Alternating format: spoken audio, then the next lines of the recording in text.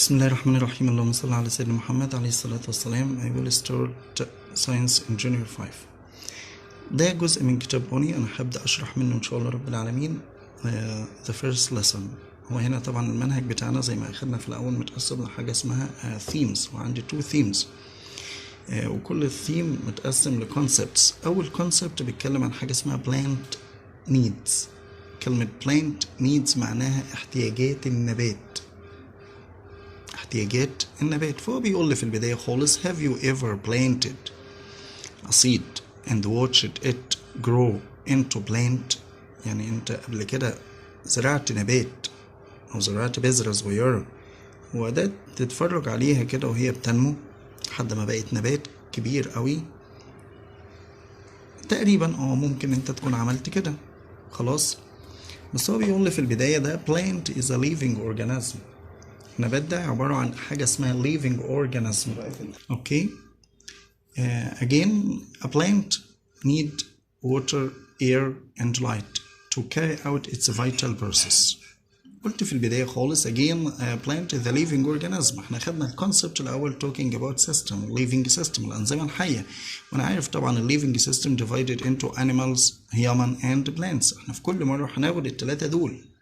Okay, and they are related together. كلهم الثلاثة مرتبطين مع بعض. فالفيرست concept that talk about the plant need اللي بيتكلم عن احتياجات النبات، فبيقول لي البلانت ده a living organism. living organism like human. Okay, زي الإنسان محتاج حاجات معينة. فبيقول لي البلانت need what and what and what؟ water, air and light. water, air and light to carry out its vital process، عشان يقوم ويعمل كل العمليات الحيوية اللي هو محتاجها. دي بسميها vital process زي digestion عندنا في الهيومن والانيمالز، زي respiration. بس النبات بيعمل respiration وبيعمل حاجة اسمها photosynthesis process or making food. As you see here, this is a seed and after then becomes seedling and after then young plant and a plant. But how do the structure of the plant use water, air and light to survive? What's the structure of the plant؟ يعني structure تركيب. يا ترى ايه الحاجات اللي موجودة في النبات بتعمل كل دول علشان تخليه use water, air and light؟ يقدر ان هو يستخدم الووتر والاير واللايت. I will talk about plant structure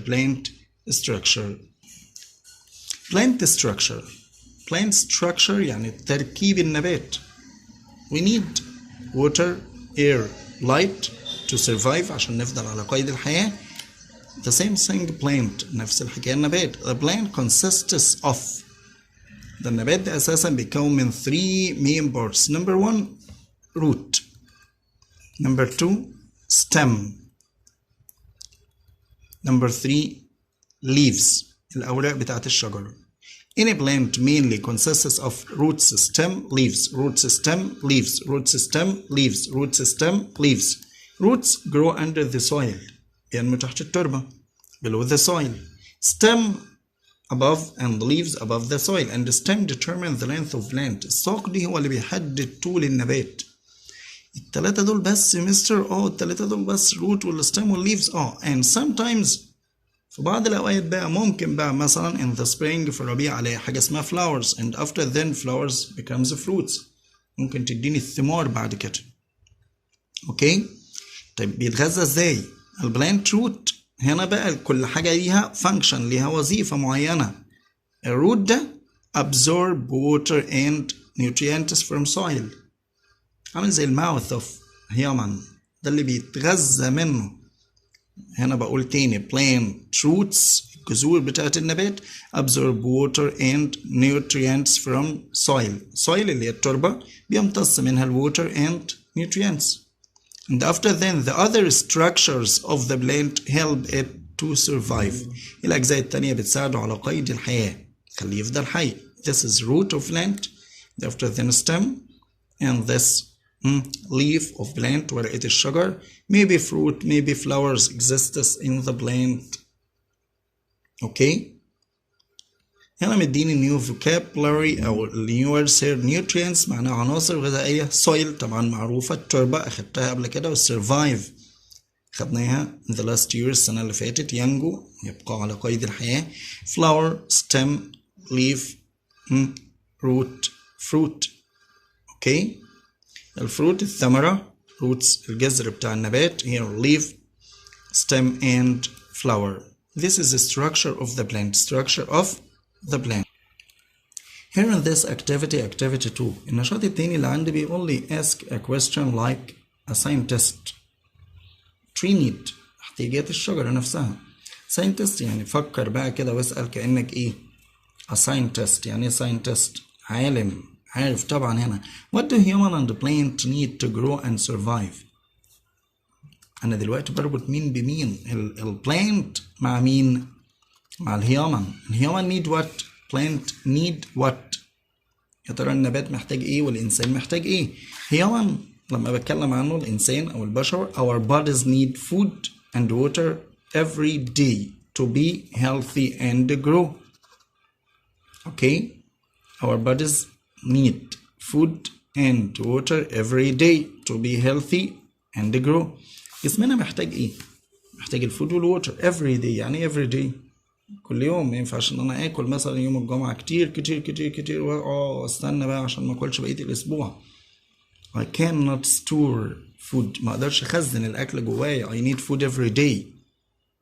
Okay or no؟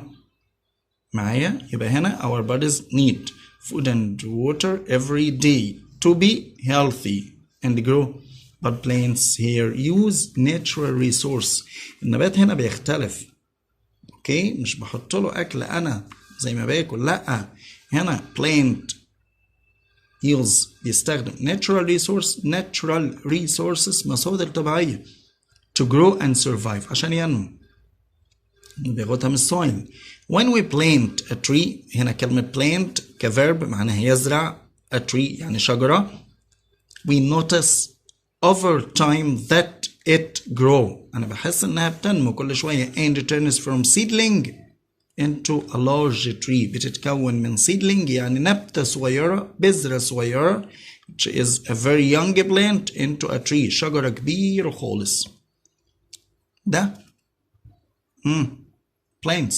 So they are similar need food. الاتنين محتاجين food but take them by different way. بس بياخدوه بطريقة مختلفة. Okay so human like plants.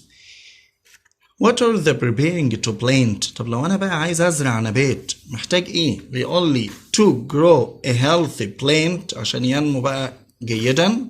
We need 4 parts. محتاج 4 حاجات أساسية. 4 needs. Number 1 sunlight. I can say that أنا أقدر أقول plants cannot grow without sunlight. ما يقدرش ينمو من غير ضوء الشمس. ممكن. water and air. يبقى seed can grow without water and air. ما فيش هواء ولا مية تقدر تنمو. no. soil. يعني soil التربة. okay some plants or most of plants need soil to grow. بزرعها في التربة. هنعرف بعد كده ان في نباتات مش محتاجة اصلا السويل. في نباتات بتنمو في الماء. okay and suitable area. كلمة suitable area معناها مساحة مناسبة. النبات محتاج ايه؟ suitable area okay that help a plant to grow. مكان مناسب يتزرع فيه. مش ازرعه في اي مكان وخلاص. ده بسميه ايه كمان مرة؟ needs of plant. Number 1 sunlight. Number 2 water and air. Number 3 soil. Number 4 suitable area. Okay we all check your understanding. Which of the following plants will grow healthy. يا ترى مين في دول grow healthy؟ A here B or C. الوحيد اللي موجود في sunlight هو مين؟ number C. In this activity number 5 evaluate like a scientist. يلا قيم بقى كل ده كأنك ايه؟ scientist. You should think. لازم أفكر. What do you already know about plant needs. يا ترى انت تعرف ايه عن البلانت needs احتياجات النبات. فهو جايب لي difference between plants and animals. انا خدت قبل كده difference between our needs of plants and human. اوكي. الانيمالز برضه مش كائنات حيه ولا لا؟ كائنات حيه. فانا بقول البلانتس نيد وات، فهنا محتاج ايه؟ to survive. plants need عشان يفضل حي كده ينجو nutrients، العناصر الغذائيه. اخدتوا الكلمه دي كتير في الانجليش. الووتر. محتاج حاجه ثالثه كمان اسمها carbon dioxide gas and sunlight. These are the plant needs. Plant needs what? Nutrients. Nutrients, water, carbon dioxide and sunlight. Here to survive animal أنا خدت هنا plant nutrients, water, carbon dioxide, sunlight. But animal need what? Number one food. ما نقدرش نعيش من غير الفود. والانيمال كمان الووتر، الاكسجين for respiration and shelter. يعني shelter المأوى أو المسكن for all animals or most of animals need food, water, oxygen, shelter. Food, water, oxygen, shelter. Okay. How they get food? طب لما أسأل هنا plants how they get food, animals how they get food. ازاي بياخدوا الأكل بتاعهم؟ ازاي بيحصلوا على الغذاء بتاعهم؟ If you look here, plants can make their own food. يعني النبات بيقدر يصنع الغذاء بتاعه own food يعني غذائه الخاص بيه through photosynthesis process. من خلال عملية مهمة جدا بسميها الفوتوسينثيسيس process. photosynthesis process عملية البناء الضوئي. in the well study إن شاء الله رب العالمين هناخدها بعد كده. يبقى plant can make their food by photosynthesis process. Plants can make their own food through photosynthesis process. Most of animals move to search for food. معظم الحيوانات بتتحرك بقى علشان تدور. search تبحث عن الغذاء. Okay, but plant can move. searching for food النبات ممكن يمشي عشان يدور على الغذاء بتاعه. No. Plant only living organism هو الكائن الوحيد الحي بس that can make their own food through photosynthesis process. through photosynthesis process. اوكي. هنا بيقول لي خلي بالك في شوية حاجات مهمة. both animals and plants are similar. معظم الانيمالز والبلانتس similar in their need. محتاجين حاجتين مهمين. مين ومين؟ الاير والووتر. plants don't need food. النبات مش محتاج غذاء. اوكي. why? because they can make their own food. طب بيعملوا ازاي؟ من خلال اهم كلمة بقى لازم نحفظها ونكتبها كتير قوي قوي قوي اسمها photosynthesis process. photosynthesis process. ولو الكلمة طويلة انا عرفت طبعا في الانجليش اعمل ايه؟ اقسمها photosynthesis.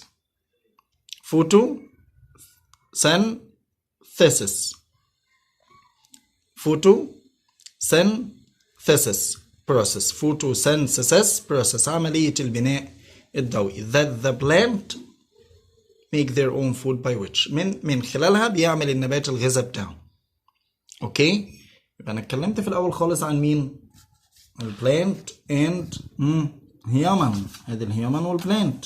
and after them plant and animal. plant and some wrong concepts about plant needs. هو بيقول لك خلي بالك في بعض المفاهيم كده الخطأ about plant need عن احتياجات النبات. number one here, plants like human and animals need oxygen gas only. النبات ده محتاج الأكسجين بس زي الإنسان والحيوان؟ لا طبعا. plants need carbon dioxide gas again also. محتاج مين؟ carbon dioxide gas and they produce oxygen. بيخرج كمان الأكسجين gas through photosynthesis process. Okay, so the plant need carbon dioxide gas and they produce oxygen gas through photosynthesis process. في أثناء عملية البناء الضوئي النبات بياخد هنا إيه؟ CO2. شايف؟ ده البلانت ليف ورقة الشجر وبتطلع لي حاجة تانية بسميها الأكسجين جاز. أكسجين جاز. في تاني حاجة خطأ بالنسبة لنا. البلانت need soil to survive. محتاج مين؟ soil to survive. يعني survive عشان يبقى التربة. لازم أرض عشان أزرع فيها النبات؟ لا، بيقول لي لأ. many plants need soil to grow. محتاجة بس soil to grow while some don't. some plants don't need soil. مش لازم تربة عشان تنمو. ايه ده، ممكن تنمو كده في أي مكان؟ هنعرف كمان شوية دلوقتي ازاي النباتات مش بتقدر، أو في نباتات ما ينفعش إن أنا أزرعها في التربة أصلا، زي النباتات المائية مثلا. بيقول لي كمان حاجة: the liquid produced from tree sap. في سائل ساعات بينتج من عصارة الأشجار كده is not an evidence that plant needs sugar. مش ده دليل على إن النبات محتاج شوجر. في نوع معين من الشوجر محتاجه النبات عشان يتغذى عليه. ده مش شرط أساسي. السائل أو العصارة اللي بتطلع دي مش شرط أساسي إن النبات محتاج حاجة معينة. Okay or no?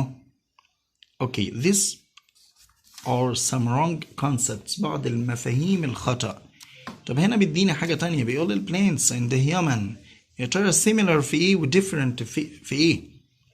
هنا لما اقول plants and the humans النبات والإنسان، ال plants as you can see and human similarities. يعني similarities تشابه ما بينهم، وال differences الاختلاف أو الفرق.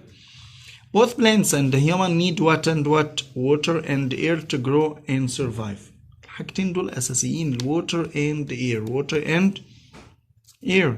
طب ال difference الفرق ما بينهم: plant need nutrients and they get them from soil. بس بياخدها منين؟ من السويل، من التربة، من الأرض. حاجة اسمها root. شوية كده هنعرف إن الروت دي بتتقسم لحاجة تانية اسمها root hairs، شعيرات صغيرة جدا. absorb nutrients. اوكي، بتمتص المواد والعناصر الغذائية من التربة. plants make their own food through photosynthesis process. plants make their own food through photosynthesis process in their leaves. طب بيعملها فين؟ في leaves of plants. leaves of plants. but human need also nutrients. من الإنسان برضو محتاج مواد غذائية and energy وطاقة. and they get them from food to survive. get them from food to survive and grow. get them from food to survive. and أنا باخد العناصر الغذائية بتاعتي منين؟ من الفود. but not all food. مش كل الأكل. أمال إيه healthy food؟ اوكي، مش الأكل اللي احنا بناكله طول الوقت. plant needs يا ترى احتياجات النبات. بفضل ألف وأدور حواليه هنا. plant needs what؟ محتاج إيه؟ احتياجات النبات to grow a healthy plant. to grow well عشان ينمو جيدا. we need what؟ البلانت needs sunlight, water, carbon dioxide gas. دي بسميها basic plant need، احتياجات أساسية عشان من غيرها النبات يقدر ينمو ويكبر. no sunlight. without sunlight plant can't grow. without water plant can't grow. يقدرش ينمو. okay. carbon dioxide. without carbon dioxide plant can't grow. ما يقدرش ينمو برضه. دي اسمها basic plant need، احتياجات أساسية للنبات ما أقدرش أستغنى عنها. sunlight, water, carbon dioxide. sunlight, water, carbon dioxide. not basic plant need، حاجات مش أساسية بقى like soil, oxygen, sugar, forest. مش محتاج تربة، مش لازم. ده أنا ممكن أزرع بذرة كده في منديل ولا في حتة قطن ولا أي حاجة وخلاص. soil not basic. oxygen not basic. many plants grow underwater. الشجر الفود بتاع البلانت ده الشجر not basic. الفورست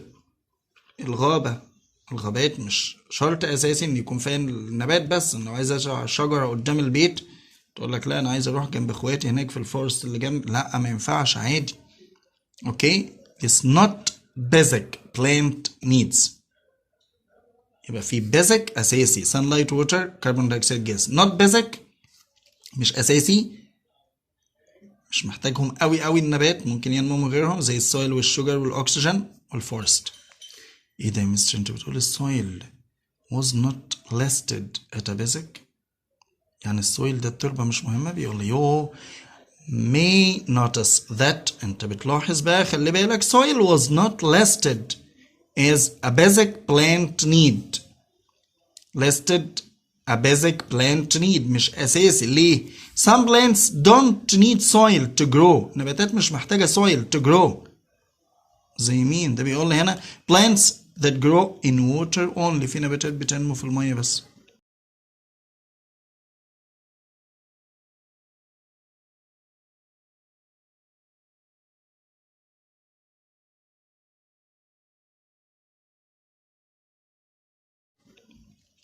plants that grow in air. في نباتات بتنمو في الهواء. في الصين هناك انواع كتير من البلانتس دي.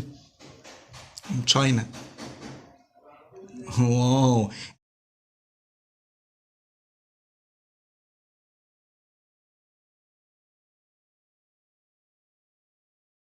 and plants that grow on another plant. شفتها كتير. او ممكن على الساق بتاع الشجرة بينمو نبات تاني. ايه ده بجد؟ ممكن. يبقى soil not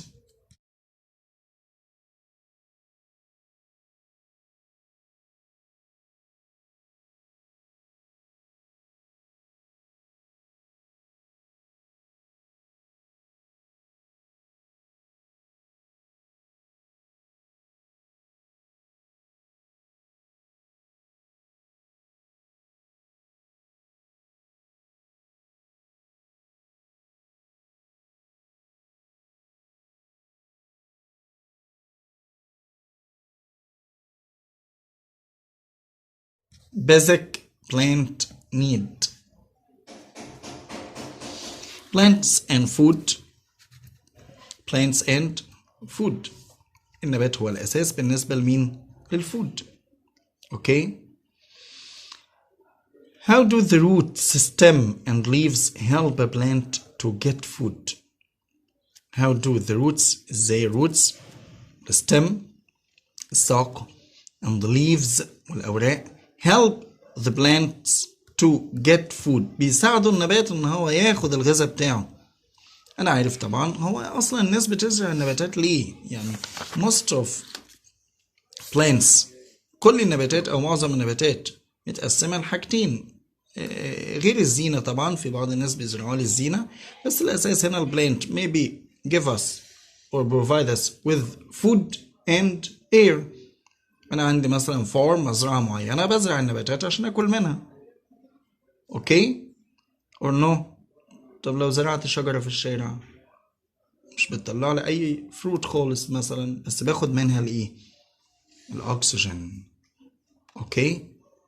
here how do the root stem and leaves help a plant to get food. ازاي اجزاء النبات التلاتة دول الروت والستم والليفز بتساعد النبات help a plant to get food.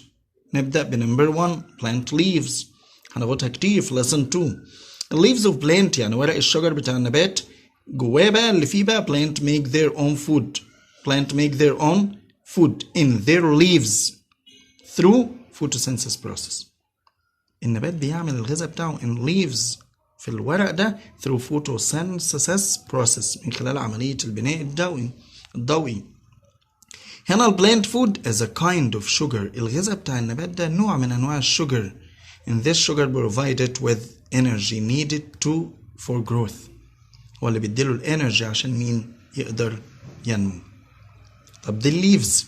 what about roots and stem? roots here plant root absorb تمتص water and nutrients from the soil. and then they pass from the roots to leaves through stem. تطلع كده من الروت حاجة تانية اسمها روت هير هناخدها بعد كده وبعدين للليفز through stem وللورق بس بتوصل للأوراق من خلال حاجة اسمها stem الساق بتاع النبات. اوكي يعني كل حاجة ليها وظيفة معينة في البلانت الليفز والروت والستم هناخدهم كتير قوي بالتفصيل. اوكي in the next lesson في الدرس اللي جاي ان شاء الله رب العالمين. اوكي